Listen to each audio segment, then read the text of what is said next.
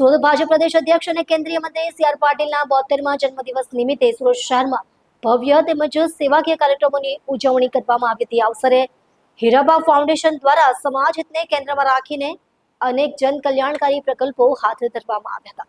ફાઉન્ડેશનના પ્રતિનિધિ પિયુષ દેસાઈએ મીડિયા સાથે વાતચીતમાં જણાવ્યું હતું કે ફાઉન્ડેશન દ્વારા અત્યાર સુધીમાં 4800 દીકરીઓને આર્થિક સહાય આપવામાં આવી હતી। સી આર પાટીલના જન્મદિવસના અવસરે વધુ 5100 દીકરીઓને આર્થિક સહાયના ચેક આપવામાં આવ્યા છે। ઉલ્લેખનીય છે કે નરેન્દ્ર મોદીના 75મા જન્મદિવસના ઉપલક્ષ્યમાં દરેક દીકરીને 7500ની સહાય આપવામાં આવી રહી છે। ફાઉન્ડેશનનો આગામી લક્ષ્યાંક સુરક્ષાની કુલ 21000 દીકરીઓ સુધી સહાય પહોંચાડવાનો છે। વિદ્યાર્થીઓના અભ્યાસને પ્રોત્સાહન આપવા માટે શહેરના વિવિધ વિસ્તારોમાં લગભગ 1,25,000 જેટલી નોટબુકનું વિતરણ કરવામાં આવ્યું હતું। આ પહેલનો મુખ્ય હેતુ ગરીબ અને જરૂરિયાતમંદ વિદ્યાર્થીઓને શિક્ષણમાં સહાયતા આપવાનો છે।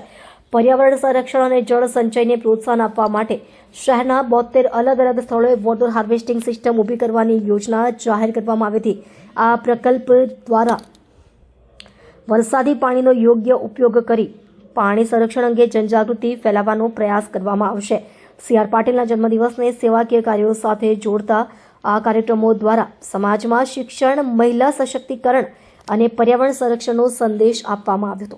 નવસારી લોકસભાના લોકપ્રિય સાંસદ, કેન્દ્રમાં જળશક્તિ મંત્રી આદરણીય સી આર પાટીલ સાહેબને જન્મદિવસને નિમિત્ત બનાવીને સુરત શહેર ભારતીય જનતા પાર્ટીના અધ્યક્ષ પરેશભાઈ પટેલ, પૂર્વ પાર્ષદ દિનેશભાઈ રાજપુરોહિત, અમારા શ્યામબાવા મંદિરના પ્રમુખ કૈલાસજી હકીમજી, એમના દ્વારા આજે આ કફન, કોફિન, ચાની વ્યવસ્થા આ બધી આ પીએમ રૂમ પર કરવામાં આવી છે।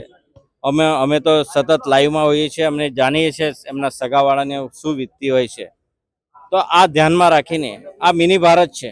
આ મિની ભારતના લીધે અહીંયા ઘણા સગાઓની ઈચ્છા હોય છે કે મારા સગાની ડેડ બોડી ગામ જાય, અને એની આ વ્યવસ્થાને ધ્યાનમાં રાખીને આજે શહેર અધ્યક્ષ પરેશભાઈ પટેલ, દિનેશભાઈ અને કૈલાસજી હકીમ, એમને હું ખૂબ ખૂબ શુભેચ્છા પાઠવું છું કે એમને આવા વિચારો આવ્યા અને એમને અમલમાં મૂક્યા।